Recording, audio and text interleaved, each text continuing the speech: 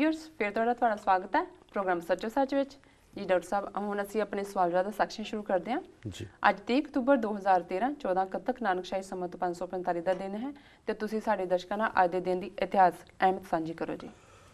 1748 ਦੇ ਵਿੱਚ ਮੀਰ ਮੰਨੂ ਤੇ ਅਦੀਨਾ ਬੇਗ ਨੇ ਰਾਮ ਰੌਣੀ, ਜਿਹੜਾ ਸਿੱਖਾਂ ਦਾ ਪਹਿਲਾ ਕਿਲਾ ਅੰਮ੍ਰਿਤਸਰ ਦੇ ਵਿੱਚ ਬਣਿਆ ਜੀ, ਉਸ ਨੂੰ ਘੇਰ ਲਿਆ। ਉਸ ਦੇ ਵਿੱਚ ਲਗਭਗ 2000 ਦੇ ਕਰੀਬ ਸਿੱਖ ਅੰਦਰ ਸਨ ਔਰ ਉਸ ਵੇਲੇ ਸਰ ਜੱਸਾ ਸਿੰਘ ਰਾਮਗੜੀਆ ਪੰਥ ਦੇ ਨਾਲ ਨਾਰਾਜ਼ ਸੀ। ਉਹਨਾਂ ਦੇ ਉੱਤੇ ਚਾਰਜ ਸੀ ਕਿ ਉਹਨਾਂ ਨੇ ਕੁੜੀ ਨੂੰ ਮਾਰਿਆ, ਕੁੜੀ ਮਾਰਦਾ ਜੀ, ਔਰ ਉਹਨਾਂ ਨੂੰ ਤਨਖਾਹੀਆ ਬਣਾਇਆ ਹੋਇਆ ਸੀ ਤੇ ਉਹ ਅਦੀਨਾ ਬੇਗ ਦੇ ਨਾਲ ਰਲੇ ਹੋਏ ਸੀ।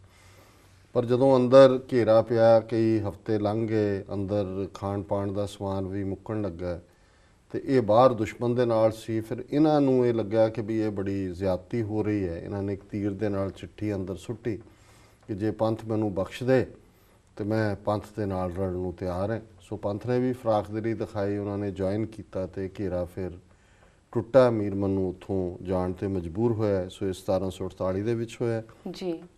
1902 ਦੇ ਵਿੱਚ ਅੱਜ ਦੇ ਦਿਨ ਚੀਫ ਖਾਲਸਾ ਦੀਵਾਨ ਹੋਂਦ ਦੇ ਵਿੱਚ ਆਇਆ। ਇਸ ਨੂੰ ਕੁਝ ਸਮਾਂ ਲੱਗਾ। ਮੁੱਖ ਫੰਕਸ਼ਨਾਂ ਦਾ ਲਾਹੌਰ ਦੇ ਵਿੱਚ ਹੋਇਆ ਜੀ ਔਰ ਪਹਿਲਾ ਚੀਫ ਖਾਲਸਾ ਦੀਵਾਨ 'ਚ ਦੇ ਪ੍ਰਧਾਨ ਭਾਈ ਅਰਜਨ ਸਿੰਘ ਬਾਗੜੀਆਂ ਤੇ ਸਕੱਤਰ ਜਿਹੜੇ ਨੇ ਸੁੰਦਰ ਸਿੰਘ ਮਜੀਠੀਆ ਬਣੇ ਔਰ 29 ਸਿੰਘ ਸਭਾਵਾਂ ਇਹਦੇ ਨਾਲ ਐਫੀਲੀਏਟ ਹੋਈਆਂ। ਚੀਫ ਖਾਲਸਾ ਦੀਵਾਨ ਨੇ ਖਾਲਸਾ ਸਕੂਲਾਂ ਦਾ ਇੱਕ ਸਿਲਸਿਲਾ ਸ਼ੁਰੂ ਕੀਤਾ। ਸਿੱਖ ਵਿੱਦਿਆ ਕਾਨਫਰੰਸ ਹੁੰਦੀ ਸੀ ਔਰ ਹਰ ਸਾਲ ਇੱਕ ਨਵਾਂ ਖਾਲਸਾ ਸਕੂਲ ਬਣਦਾ ਸੀ ਔਰ ਇਸੇ ਤਰ੍ਹਾਂ ਇਹ ਲਹਿਰ ਜਿਹੜੀ ਹੈ, ਭਾਵੇਂ ਹੈ ਸਰਕਾਰ ਦੇ ਟਾਊਟ ਸੀ ਬਹੁਤੇ ਇਹਨਾਂ 'ਚੋਂ, ਉਹਨਾਂ ਦੇ ਸਪੋਰਟਰ ਸੀ, ਲੇਕਿਨ ਇਹਨਾਂ ਨੇ ਐਜੂਕੇਸ਼ਨ ਔਰ ਸਿੱਖ ਹਿੱਤਾਂ ਦੇ ਲਈ ਕਾਫੀ ਕੰਮ ਕੀਤਾ।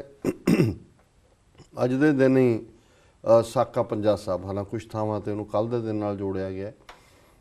ਗੁਰੂ ਕੇ ਬਾਗ ਦੇ ਮੋਰਚੇ 'ਚ ਡਾਂਗਾਂ ਪੈਂਦੀਆਂ ਸਨ ਬੜੀ ਬੁਰੀ ਤਰ੍ਹਾਂ। BTSP ਜਿਹੜਾ ਕੁੱਟਦਾ ਸੀ। ਫਿਰ ਉਹਨਾਂ ਨੇ ਜਿਹੜੇ ਸਿੱਖ ਕੈਦੀ ਲੈਣੇ ਸ਼ੁਰੂ ਕੀਤੇ ਜੀ, ਉਹਨਾਂ ਨੇ ਕਿਹਾ ਇਹਨਾਂ ਨੂੰ ਪੰਜਾਬ 'ਚ ਨਾ ਰੱਖੋ, ਪਰ ਅਟਕ ਭੇਜੋ ਪਰਲੇ ਪਾਸੇ ਇੰਡਸ ਰਿਵਰ ਦੇ ਜੀ। ਔਰ ਗੱਡੀਆਂ 'ਚ ਉਹਨਾਂ ਨੂੰ ਉਵੇਂ ਹੀ ਭੁੱਖੇ ਭਾਣੇ ਧੂੜ ਦਿੰਦੇ ਸੀ ਤੇ ਉਹ ਗੱਡੀ ਜਿਹੜੀ ਅਟਕ ਨੂੰ ਜਾਂਦੀ ਹੈ, ਹਸਨ ਅਬਦਾਲ ਸਟੇਸ਼ਨ ਦੇ ਲਾਗਿਓਂ ਲੰਘਦੀ ਹੈ, ਜਿਹਨੂੰ ਅਸੀਂ ਪੰਜਾ ਸਾਹਿਬ ਕਹਿੰਦੇ ਜੀ। ਗੁਰੂ ਨਾਨਕ ਸਾਹਿਬ ਦਾ ਸਥਾਨ ਹੈ। ਪਹਾੜੀ ਦੇ ਵਿੱਚ ਉਹਨਾਂ ਨੇ ਪੰਜਾ ਲਾਇਆ, ਵਲੀ ਕੰਧਾਰੀ ਨੂੰ ਉਹਦਾ ਜਿਹੜਾ ਹੰਕਾਰ ਤੋੜਿਆ ਜੀ। ਹੁਣ ਪੰਜਾ ਸਾਹਿਬ ਦੀਆਂ ਸੰਗਤਾਂ ਨੂੰ ਪਤਾ ਲੱਗਾ ਵੀ ਇਸ ਤਰ੍ਹਾਂ ਭੁੱਖੇ ਭਾਣੇ ਮੁਸਾਫਰਾਂ ਦੀ ਗੱਡੀ ਆ ਰਹੀ, ਅਟਕ ਨੂੰ ਜਾ ਰਹੀ ਜੀ। ਉਹਨਾਂ ਨੇ ਸਟੇਸ਼ਨ ਮਾਸਟਰ ਤੱਕ ਪਹੁੰਚ ਕੀਤੀ ਕਿ ਵੀ ਜੇ ਇਹਨੂੰ ਤੁਸੀਂ ਰੋਕੋ ਤੇ ਅਸੀਂ ਉਹਨਾਂ ਨੂੰ ਪ੍ਰਸ਼ਾਦਾ ਪਾਣੀ ਛਕਾ ਦਈਏ। ਉਹ ਮੰਨ ਗਏ ਜੀ, ਲੇਕਿਨ ਐਨ ਮੌਕੇ 'ਤੇ ਆ ਕੇ ਉਹਨੂੰ ਪਿੱਛੋਂ ਵਾਇਰਲੈਸ ਆਈ ਵੀ ਨਹੀਂ, ਇਹ ਕਿਤੇ ਨਹੀਂ ਰੁਕਣੀ, ਬੜੇ ਖਤਰਨਾਕ ਨੇ ਕੈਦੀ, ਇਹ ਜਾਏਗੀ। ਹੁਣ ਜਦੋਂ ਆਗਿਆ ਦੇ ਦਿੱਤੀ ਸੀ ਸਟੇਸ਼ਨ ਮਾਸਟਰ ਨੇ, ਸੰਗਤਾਂ ਨੇ ਲੰਗਰ ਤਿਆਰ ਕੀਤਾ, ਅਰਦਾਸਾ ਸੋਧ ਕੇ ਸਟੇਸ਼ਨ 'ਤੇ ਆ ਗਏ ਸੀ। ਉਹਨੇ ਕਿਹਾ ਜੀ ਇਹ ਤਾਂ ਨਹੀਂ ਰੁਕੇਗੀ। ਉਹਨਾਂ ਨੇ ਕਿਹਾ ਜੀ ਹੁਣ ਤਾਂ ਅਸੀਂ ਅਰਦਾਸ ਕੀਤੀ ਹੋਈ ਹੈ, ਅਸੀਂ ਤਾਂ ਰੋਕਾਂਗੇ ਇਸ ਨੂੰ। ਜੀ ਜੀ। ਸੋ ਸਾਰੀ ਸੰਗਤ ਜਿਹੜੀ ਸੀ ਉਸ ਇਲਾਕੇ ਦੀ, ਉਹ ਰੇਲ ਦੀ ਪਟੜੀ ਦੇ ਉੱਤੇ ਆ ਕੇ ਪੈ ਗਈ ਔਰ ਦੋ ਸਿੰਘ, ਭਾਈ ਕਰਮ ਸਿੰਘ ਔਰ ਭਾਈ ਪ੍ਰਤਾਪ ਸਿੰਘ, ਉਹ ਸੰਗਤ ਤੋਂ ਵੀ 200-300 ਗਜ਼ ਅੱਗੇ ਜਾ ਕੇ ਪਟੜੀ ਦੇ ਉੱਤੇ, ਤਾਂ ਕਿ ਪਹਿਲਾਂ ਸਾਨੂੰ ਸ਼ਹੀਦੀ ਮਿਲੇ ਜੀ। ਸੋ ਬਿਲਕੁਲ ਆਂधी ਵਾਂਗ ਸੁੱਕਦੀ ਟ੍ਰੇਨ ਆਈ ਔਰ ਉਹਨਾਂ ਦੋਨਾਂ ਦੇ ਜਦੋਂ ਉਹਨਾਂ ਦੇ ਸਰੀਰਾਂ ਦੇ ਨਾਲ ਉਸ ਟ੍ਰੇਨ ਨੇ ਟੱਚ ਕੀਤਾ ਔਰ ਇਹ ਬਾਅਦ ਜਦੋਂ ਇਨਕੁਆਇਰੀ ਹੋਈ, ਉਹਨੇ ਕਿਹਾ ਜੀ ਮੈਂ ਬ੍ਰੇਕ ਨਹੀਂ ਲਾਈ ਹੈ, ਪਤਾ ਨਹੀਂ ਕਿਸ ਗੈਬੀ ਤਾਕਤ ਨੇ ਉਸ ਗੱਡੀ ਨੂੰ ਰੋਕਿਆ। ਸੋ ਦੋਵੇਂ ਸਿੰਘ ਤਾਂ ਸ਼ਹੀਦ ਹੋ ਗਏ। ਹਾਲਾਂਕਿ ਉਹਨਾਂ 'ਚ ਉਦੋਂ ਜ਼ਖਮੀ ਸੀ, ਪਰ ਜਦੋਂ ਉਹਨਾਂ ਦੀ ਵੱਲ ਸੰਗਤ ਗਈ ਤੇ ਉੱਤਰੋਂ ਹੀ ਯਾਤਰੂ ਉਤਰੇ ਜਿਹੜੇ ਸਿੱਖ ਕੈਦੀ ਸੀ, ਤਾਂ ਉਹਨਾਂ ਨੇ ਕਿਹਾ ਨਹੀਂ ਪਹਿਲਾਂ ਇਹਨਾਂ ਦੀ ਸੇਵਾ ਕਰੋ ਫਿਰ, ਔਰ ਦੋਨੋਂ ਸ਼ਹੀਦ ਹੋਏ। ਸੋ ਇਹਨੂੰ ਅਸੀਂ ਸਾਕਾ ਪੰਜਾ ਸਾਹਿਬ ਕਰਕੇ ਯਾਦ ਕਰਦੇ ਹਾਂ ਜੀ। 1922 ਦੇ ਵਿੱਚ ਸਾਕਾ ਵਾਪਰਿਆ। 1928 ਦੇ ਵਿੱਚ ਸਾਈਮਨ ਕਮਿਸ਼ਨ ਲਾਹੌਰ ਆਇਆ ਔਰ ਸਾਈਮਨ ਕਮਿਸ਼ਨ ਗੋ ਬੈਕ ਦੇ ਨਾਅਰੇ ਲੱਗੇ ਔਰ ਲਾਲਿਆਂ ਨੇ ਲਾਲਾ ਲਾਜਪਤ ਰਾਏ ਨੂੰ ਖਾਮਖਾਹ ਦੀ ਚੀਚੀ ਨੂੰ ਲਹੂ ਲਾ ਕੇ ਸ਼ਹੀਦ ਬਣਾ ਦਿੱਤਾ ਕਿ ਜੀ ਸਾਈਮਨ ਨੇ ਉਹਨੂੰ ਮਾਰੇ। ਹਾਲਾਂਕਿ ਉਹਨੇ ਕੁਛ ਨਹੀਂ ਸੀ, ਨਾ ਉਹਨੂੰ ਮਾਰਿਆ ਕੋਈ, ਲੇਕਿਨ ਬਾਅਦ ਦੇ ਵਿੱਚ CR ਦਾਸ ਦੀ ਘਰ ਵਾਲੀ ਆਈ, ਉਹਨੇ ਕਿਹਾ ਜੀ ਪੰਜਾਬ ਨਪੁੰਸਕ ਹੋ ਗਿਆ, ਇੱਥੇ ਕੋਈ ਨੌਜਵਾਨ ਨਹੀਂ ਰਿਹਾ ਜਿਹੜਾ ਲਾਲਾ ਜੀ ਦੀ ਮੌਤ ਦਾ ਬਦਲਾ ਲਏ।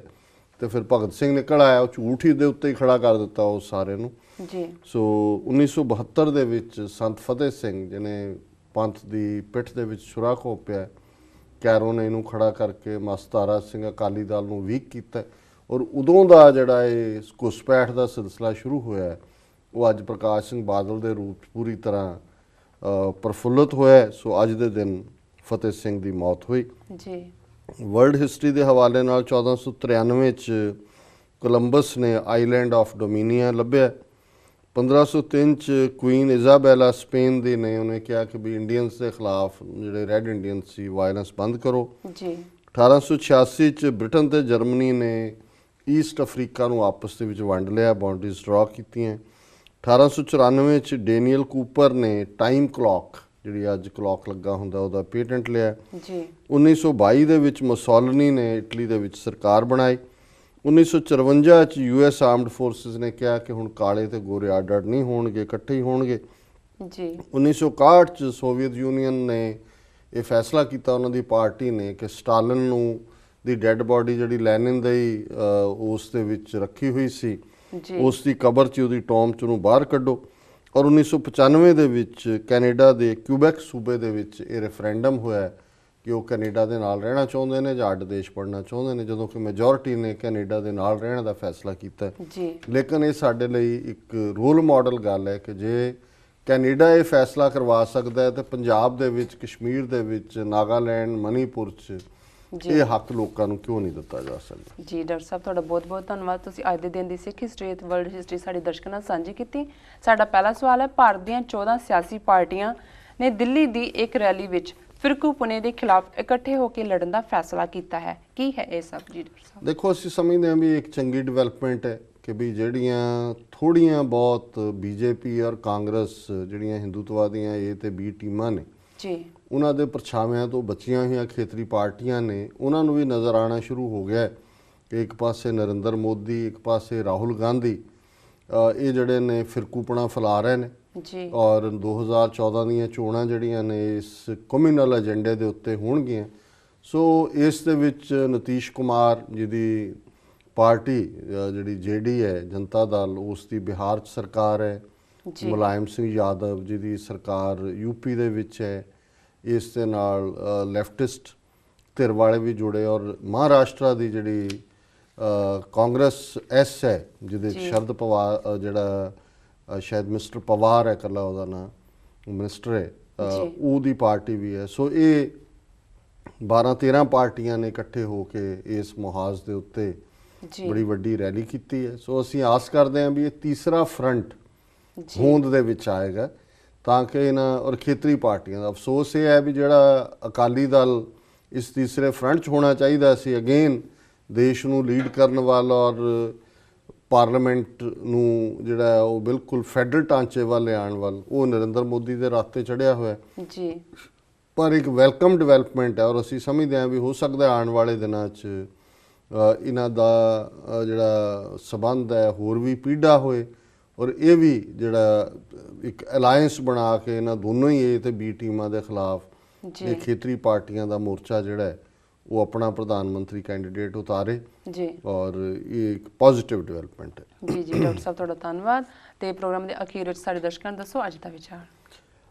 ਅੱਜ ਦੇ ਵਿਚਾਰ ਲਈ ਅਸੀਂ ਸ਼ਲੋਕ 12 ਤੇ ਵਧੀਕ ਚੋਂ ਗੁਰੂ ਅਮਰਦਾਸ ਜੀ ਦਾ ਸ਼ਲੋਕ ਨੰਬਰ 19 ਚੁਣਿਆ ਜੀ। ਔਰ ਇਹ ਸ਼ਲੋਕ ਹੈ, ਮਨਮੁਖ ਚੰਚਲ ਮਤ ਹੈ, ਅੰਤਰ ਬਹੁਤ ਚਤਰਾਈ, ਕੀਤਾ ਕਰਤਿਆ ਬਿਰਥਾ ਗਿਆ, ਇੱਕ ਤਿਲ ਥਾਏ ਨ ਪਾਈ, ਪੁੰਨ ਦਾਨ ਜੋ ਬੀਜਦੇ, ਸਭ ਧਰਮ ਰਾਏ ਕਹਿ ਜਾਈ, ਬਿਨ ਸਤਿਗੁਰੂ ਜਮ ਕਾਲ ਨ ਛੋੜਈ, ਦੂਜੈ ਪਾਏ ਖੁਆਈ, ਜੋਬਨ ਜਾਂਦਾ ਨਦਰ ਨ ਆਵਈ, ਜਰ ਪਹੁੰਚੈ ਮਰ ਜਾਈ, ਪੁੱਤਰ ਕਲੱਤਰ ਮੋਹ ਹੇਤ ਹੈ, ਅੰਤ ਬੇਲੀ ਕੋ ਨ ਸਖਾਈ, ਸਤਿਗੁਰ ਸੇਵੇ ਸੋ ਸੁਖ ਪਾਏ, ਨਾਉ ਵਸੈ ਮਨ ਆਈ, ਨਾਨਕ ਸੇ ਵੱਡੇ ਵੱਡ ਭਾਗੀ, ਜੇ ਗੁਰਮੁਖ ਨਾਮ ਸਮਾਈ ਜੀ। ਮਨਮੁਖ ਤੇ ਗੁਰਮੁਖ।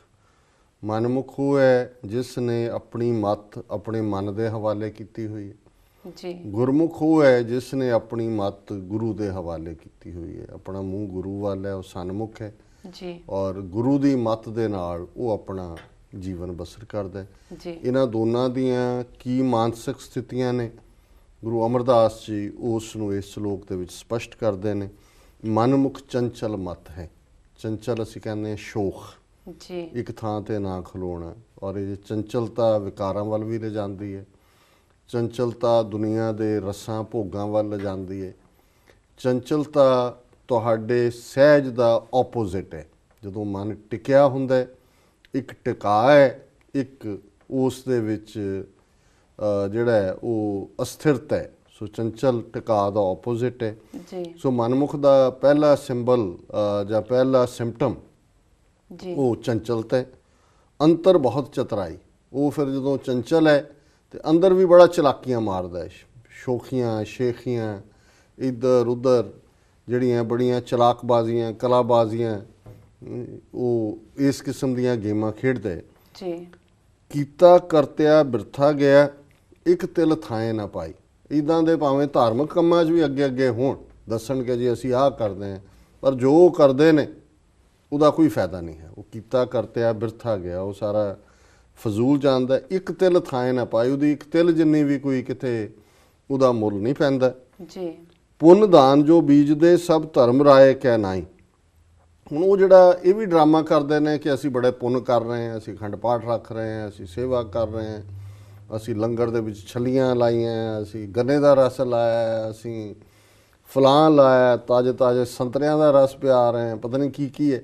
ਜੀ ਬੜੇ ਬੜੇ ਬੋਰਡ ਲਾ ਕੇ ਕਰਦੇ ਨੇ। ਲੱਗਦਾ ਇੱਥੇ ਤੁਹਾਡੇ ਤਾਂ ਰੋਜ਼ ਹੀ ਲੱਗਦਾ। ਹੁਣ ਨਿਊਯਾਰਕ ਦੇ ਸਾਰੇ ਗੁਰਦੁਆਰਿਆਂ 'ਚ ਬਣਿਆ, ਬੜਾ ਸੋਹਣਾ ਬਣ ਗਿਆ ਕਿ ਜੀ ਕੋਈ ਹੈ ਲਾ ਦਿਓ। ਜੀ ਜੀ ਹੁਣ ਉਹਦੇ ਪਿੱਛੇ ਇੰਟੈਂਟ ਕੀ ਹੈ ਕਿ ਸੱਚਮੁੱਚ ਸੰਗਤ ਦੀ ਸੇਵਾ ਦਾ ਚਾਅ ਹੈ, ਜੀ ਜਾਂ ਜੇ ਇੱਕ ਨੇ ਗੁਆਂਢੀ ਗੁਰਦੁਆਰੇ ਚ ਲਾਇਆ ਤਾਂ ਦੂਜਿਆਂ ਨੇ ਵੀ ਦੱਸਣਾ ਵੀ ਅਸੀਂ ਵੀ ਲਾਉਣਾ। ਜੀ ਜੀ ਸੋ ਉਹ ਗੁਰੂ ਸਾਹਿਬ ਕਹਿੰਦੇ ਨੇ ਪੁੰਨ ਦਾਨ ਜੋ ਬੀਜਦੇ, ਜਿਹੜੇ ਇਸ ਕਿਸਮ ਦਾ ਦਿਖਾਵੇ ਵਾਲਾ ਪੁੰਨ ਦਾਨ ਹੈ, ਜਿਹੜੇ ਸੱਚੀ ਸ਼ਰਧਾ ਨਾਲ ਸੰਗਤ ਦੀ ਸੇਵਾ ਕਰਦੇ ਨੇ ਚਾਅ ਦੇ ਨਾਲ, ਉਹਨਾਂ ਅੱਗੇ ਕੁਰਬਾਨ ਹੈ ਅਸੀਂ।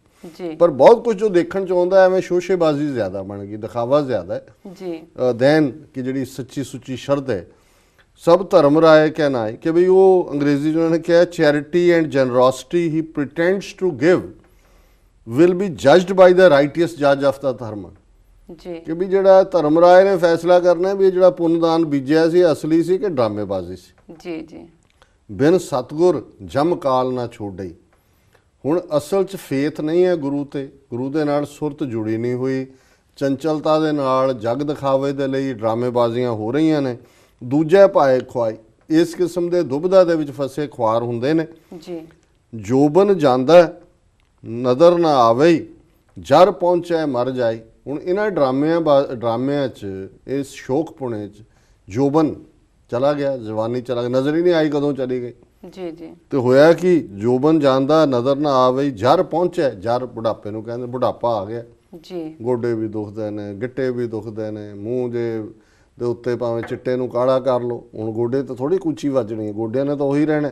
ਜੀ ਜੀ ਤੇ ਫਿਰ ਪੁੱਤਰ ਕਲੱਤਰ ਮੋਹ ਹੇਤ ਹੈ। ਕਲੱਤਰ ਪਤਨੀ ਨੂੰ ਕਹਿੰਦੇ ਨੇ, ਪੁੱਤਰ ਬੱਚਿਆਂ ਨੂੰ ਕਹਿੰਦੇ ਨੇ। ਅੰਤ ਬੇਲੀ ਕੋ ਨਾ ਸਖਾਈ, ਕਿਸੇ ਨੇ ਤਾਂ ਨੇੜੇ ਨਹੀਂ ਲੱਗਣਾ ਜਿਨ੍ਹਾਂ ਦੇ ਲਈ ਸਾਰਾ ਪ੍ਰਪੰਚ ਰਚਿਆ ਸੀ। ਔਰ ਅਖੀਰ 'ਚ ਗੁਰੂ ਫਰਮਾਉਂਦੇ ਨੇ ਸਤਿਗੁਰ ਸੇਵੇ ਸੋ ਸੁਖ ਪਾਏ। ਇਹ ਗੁਰਮੁਖ ਦੀ ਗੱਲ ਹੈ, ਪਹਿਲਾਂ ਮਨਮੁਖ ਦੀ ਗੱਲ ਹੈ। ਜੀ ਜਿਹੜਾ ਸਤਿਗੁਰੂ ਨੂੰ ਯਾਦ ਕਰਦਾ ਹੈ ਉਸ ਨੂੰ ਸੁਖ ਮਿਲਦਾ ਹੈ। ਨਾਉ ਵਸੈ ਮਨ ਆਈ, ਉਹਨਾਂ ਦੇ ਅੰਦਰ ਪ੍ਰਭੂ ਦਾ ਨਾਮ, ਵਾਹਿਗੁਰੂ ਦਾ ਨਾਮ ਵਸਦਾ ਹੈ।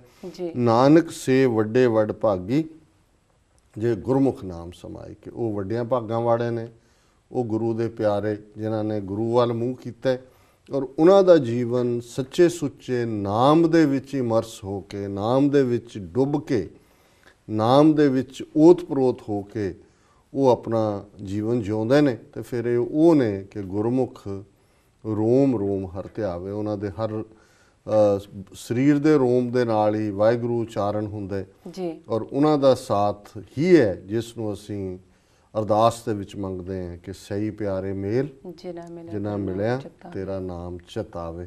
ਸੋ ਇਹੋ ਜਿਹੇ ਗੁਰਮੁਖਾਂ ਦਾ ਸਾਥ ਜੀਵਨ ਨੂੰ ਤਬਦੀਲ ਕਰ ਦਿੰਦਾ। ਜੀ ਡਾਕਟਰ ਸਾਹਿਬ, ਤੁਹਾਡਾ ਬਹੁਤ ਬਹੁਤ ਧੰਨਵਾਦ। ਤੁਸੀਂ ਅੱਜ ਦਾ ਵਿਚਾਰ ਸਾਡੇ ਦਰਸ਼ਕਾਂ ਨਾਲ ਸਾਂਝਾ ਕੀਤਾ। ਇਸ ਦੇ ਨਾਲ ਲੈਂਦੇ ਹਾਂ ਇਜਾਜ਼ਤ। ਵੀਰ, ਸਾਡੇ ਪ੍ਰੋਗਰਾਮ ਦਾ ਸਮਾਂ ਇੱਥੇ ਸਮਾਪਤ ਹੁੰਦਾ। ਤੁਸੀਂ ਆਪਣੇ ਰਾਏ ਤੇ ਸੁਝਾਅ ਸਾਨੂੰ ਭੇਜਣਾ ਨਾ ਭੁੱਲਣਾ। ਸਾਡੇ ਇਸ ਪਤੇ ਤੇ sos@tv84.tv ਤੇ ਅਸੀਂ ਆਪਣਾ ਪ੍ਰੋਗਰਾਮ ਲੈ ਕੇ ਫਿਰ ਤੁਹਾਡੇ ਰੂਬਰੂ ਹੋਵਾਂਗੇ। ਤਦ ਤੱਕ ਲਈ ਸਾਨੂੰ ਆਗਿਆ ਦਿਓ। ਵਾਹਿਗੁਰੂ ਜੀ ਕਾ ਖਾਲਸਾ, ਵਾਹਿਗੁਰੂ ਜੀ ਕੀ ਫਤਿਹ।